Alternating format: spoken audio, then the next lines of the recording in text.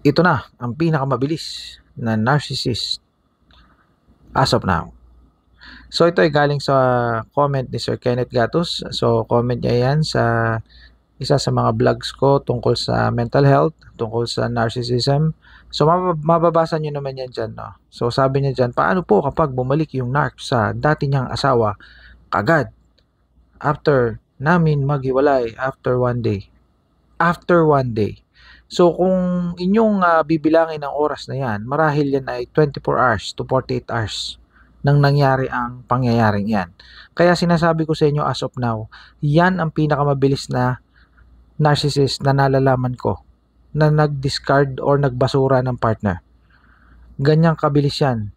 Yan. Usually kasi yung mga nababasa ko rito mga comments tsaka yung mga nagme-message sa akin tsaka sa aking daily online coaching via Zoom or Messenger, ang laging kino-comment nila sa akin ay 2 weeks, ganyan, 1 week, 1 month, or 3 weeks. Basta within a month. Yung iba medyo matagal, mga 2 months, ganyan. Pero basically, sobrang bilis. Pero ito, hindi lang to sobrang bilis. The flash, sobrang lupit nito. 1 day. Sabi ni Sir, after 1 day. Kaya sinasabi ko ito yung pinakamabilis. Sir Gatos, ito na po ay masasabi natin na sobrang bilis ng iyong ex na mag-discard. No? So, para dun sa mga hindi educated pagdating sa narcissism, may tinatawag kasi ang mga narcissist na discard. Sa atin, ang ating tawag dyan is ibinasura, no? Or hiniwalayan, no? Sa medyo maganda-gandang term, hiniwalayan, nakipag-break, no? O inabandona, ginosting, or whatever it is. So, sa madaling salita, nawala siya. Hindi na kayo. Wala na kayo. So, yun yun. So, sa kanya pinakamabilis. So ano yung lesson learned natin dito? Ano yung ating takeaway dito? So ang takeaway natin dito is you must be aware na ang mga narcissist ay talagang merong tinatawag na discard. No, pag nag-aalanganin na sila do sa partner nila, hindi na nila nakokontrol, hindi na nila napapaikot, or kaya ay wala nang maibigay sa kanilang supply, no? Wala nang bitaw, wala nang pera, wala nang trabaho, no? Wala nang mapala, wala nang mahutot. Yan yung mga examples or very common examples kung bakit dinidiscard ka, no? And we must be aware again na merong tinatawag na mga narcissistic mga reserba ito, no? Yung mga I can call it narcissistic reserve. So kumbaga sa sasakyan, ito yung mga gulong, no? O gulong na reserba in case na ma-flat. Or meron sila tinatawag na parking area, no? So yung mga exes nila, yung mga ex-wives, mga ex-husband nila, ipinapark nila sa utak nila. So meron silang parang imaginary na parking area na pinapark ka, no, doon sa kanilang parking area. And then babalikan ka, gagamitin ka kung kailangan ka.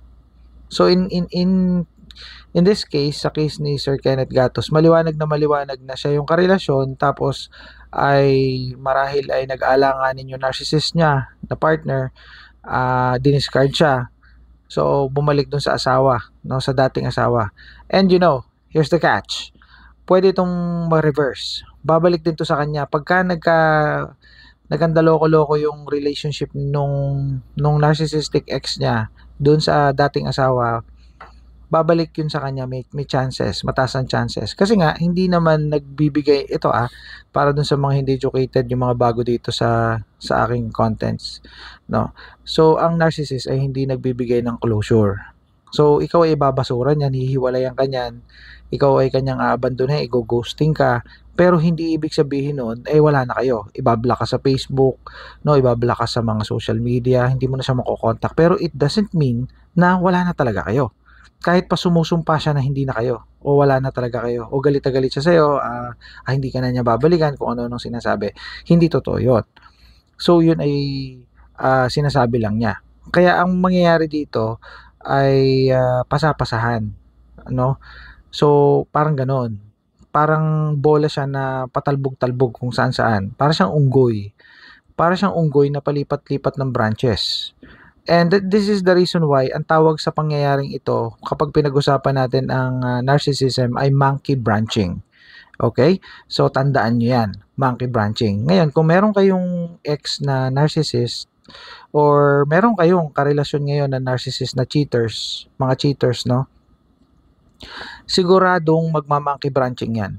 Itong nangyari kay Sir Kenneth Catos, monkey branching ang tawag dito. Okay? So, this is another important information, important education when it comes to mental health, when it comes to narcissism, or when it comes to personality disorder. All right? See you in my next content. Bye for now.